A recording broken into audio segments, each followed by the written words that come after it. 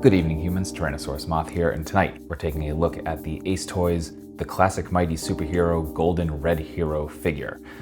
This is the largest figure currently in my collection. I don't have any other 1/6 scale. This is the only one so far. And as you may have ascertained by the kind of strange name, this is an unlicensed or third-party version of the Zyuranger Red with the Dragon Armor, or Mighty Morphin Red with the Dragon Armor. Take your pick. And if you know me, or if you've seen my posts on other socials, you know my love for this particular version of the character. If not, you will see that when we get to size comparisons.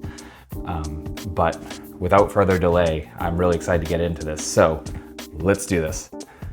Aesthetically speaking, I don't feel a bit hyperbolic in saying that our Golden Red Hero here is damn near immaculate.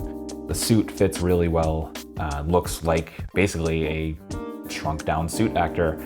The armor is the right proportions, the mask is the helmet is the right size, and the details are just all there. This is exactly what you would want out of a 1/6 figure. You'd hope that they'd get all these details right at the scale, and I would say they do. Just really well. I mean, obviously you're not going to get shading and stuff like that. You don't need to. Again, it's supposed to look like a mini suit actor, and it does. If we look at the helmet here, got all the details there. One of the things that seems to be missing from a lot of Red Ranger figures as of the past few years is, you know, the white line going all the way across the front of the mask. We get that here. We get the detail lining. Again, the proportions are just done really well. The gold is just the right shade. We get the really nice detail in the center of the dragon shield. Our belt buckle has really nice detail, trying to like zoom in there the right way. Obviously, the little bit of detail gets lost around the coin, but you know, you're not going to get everything, and just really well done there. Even our gloves here, just the details are right. We got the lines in there. All of our diamonds are painted really nicely. So just really well done. Our boots even have the black soles, which we don't always see in representations of the Red Ranger, or any Rangers really at this point. So yeah, just a beautiful figure. And with accessories, you get everything you would hope that you would get with the Armored Red Ranger. So starting off, we get 2 blade blasters. We get one fully extended and beautifully painted. You see all the details there. And you also get one folded up, so you can have it sheathed when not in use. Again, all the details just there. Really well done with the paint, with the silver black, even that little blue detail in the barrel. So excellently done there. Then we get 3 sets of hands. We get fists, which you saw in the last section. Then we get 2 grippy hands with which to grip any of the weapons. They're not focusing that. There we go. Again, the wonderful glove detail, even on the palms. Goes down. Then we get 2, finally, I guess we get 2 flute playing hands. So these also came with the Green Ranger in this line. I'm trying to get that to focus. Maybe not. There we go. So you get that and that. So those hands. And then finally, of course, you get the Dragon Dagger, painted beautifully. All the details are there. The coin just looks really well. Like, I mean, it's a simple design, but still they nailed it there. Both sides of the dagger. The actual blade part are different, as they should be. So just really well done there. All those golds and greens and the black. And then finally, of course, we get the power sword.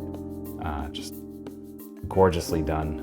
All the details being there, the gold in the wrap, the black, the little green jewels there, the fine details in the blade. Just looks really nice. This is also a very hard plastic, so I'd be very careful about potentially dropping it. Not only that, but this point is very sharp. You could actually draw blood with that. So something to keep in mind if you do get this. And that's accessories. When it comes to articulation, one of our main limiting factors, as I had alluded to before, is actually going to be the suit itself. The plastic underneath absolutely has a gorgeous amount of range. However, we don't want to stress the fabric too much because we don't want to rip it, obviously. There's a lot of give there, but you know, you can feel it out when you have it in hand, and you don't really want to stress it, and you'll know what I mean if you actually play around with it. So that being said, let's look at the range we've got. So we actually have 2 joints in the neck, so one here at the head, one at the base of the neck, and that's going to give us some absolutely fantastic tilt, some glorious down, some completely natural up, and that gives us full range of motion. So basically human range. That's fantastic. That's what you'd hope for. We've got basically our T-pose. The shield's going to hinder that a little bit, so depends on what you're looking for. I don't feel a butterfly joint in there. There might be one, ever so slight, but not getting too much. There might also be a bicep swivel, but that could be the whole arm. That feels like there's a bicep swivel in there, so you've got that as well. We have double jointed elbows, which are going to bring us to full fold. Again, very, very natural. When it comes to the wrists, I actually have one of the spare hands here to look at. Let me make sure he doesn't fall down. So what we're going to be looking at is what we have right here. So you can see the hand, and then we have the ball joint. So we can actually come up and down, and that itself can kind of move around within there. So you got a full range of motion as well. Going down from there, the diaphragm seems to be just a standard ab crunch, and then we've got something at the waist, but in any event, we're coming about that far forward. Again, the suit kind of limiting. We're coming about that far back, so not too bad, not at all. You're not going to get much twist. Again, you don't want to test the suit here. Coming to the legs, full splits. You can get full on kicks out of that. You're going to need a stand to assist if you want to do a kick pose, but it will work. We got some thigh swivel. I believe it's up here at the actual joint. Then we have double jointed knees. However, we are going to be limited by both this little top of the boot and the suit itself. So we're not going to want to stretch that too much. Just be conscious of it, and that comes to there. We can raise up this piece because the top of the boot is a separate piece, and we can actually see that there are two ball joints.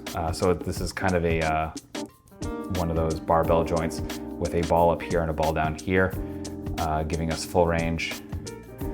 So we can go anywhere we want. However, it is a little loose, and the weight of the figure is going to test that. So be aware of it, and use stands when you pose. If you're gonna do anything super dynamic, or if you're not, just make sure you have something to keep it in place, and that's it. So I think I alluded to the fact that the size comparisons were going to be kind of scant in this video, mainly because this is such a massive figure, certainly in the scope of my collection. But here you have the Golden Red Hero with the rest of my Golden Red Heroes, all the other versions of the Armored Red Ranger. I told you I love this version of this character, and I was not kidding. There's a couple pieces that are missing here, and hey, let me know if you know of any that I'm missing that you don't see here. But this is all of them in pretty much every scale imaginable. And just because I'd be remiss if I didn't do so at this point in time, here he is with an Articulated Icons Oni and yours truly in human form as an Articulated Icons Ninja. So my final thoughts on the Ace Toyz Golden Red Hero is that is an absolute thing of beauty. Just meticulously done. Details are fantastic. Everything just hits the right notes, and as a connoisseur of this particular version of this character, I can say that it is well worth every penny.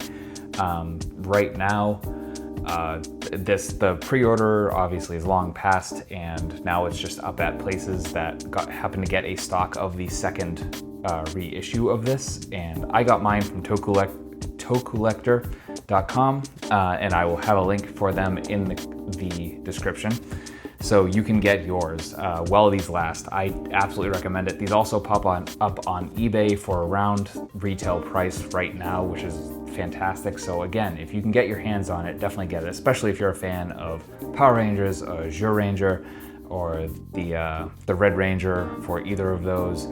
And just, yeah, they're so good. And not only that, but 3.0 has a version of this coming out next month, August of 2021, which I have pre-ordered, and I'm really excited to see, and I want to compare these. And hey, there'll probably be a Plastic Combat for these. So if you want to see the comparison, please subscribe to the channel, because you will see that eventually, and hit that bell notification. I think this is the first video I've said that in, because yeah, if you want to get notified of that, this is the place to see it. Yeah, I can't say enough about it, and I'm excited about the 3.0 one. And yeah, we're gonna see how they compare. So if you found this informative and entertaining in any way, please consider liking, commenting, and subscribing. I'm really trying to hit a goal by the end of the year, and I'm putting this video up during my birthday week. So a great birthday present to me would be to hit that goal, which is 100 subscribers by the end of 2021. So, you know, if you like what you saw, please subscribe. And yeah, with that, I hope I see you in the next video. And so please be kind to yourself, be kind to those around you, and most importantly, stay weird, simians.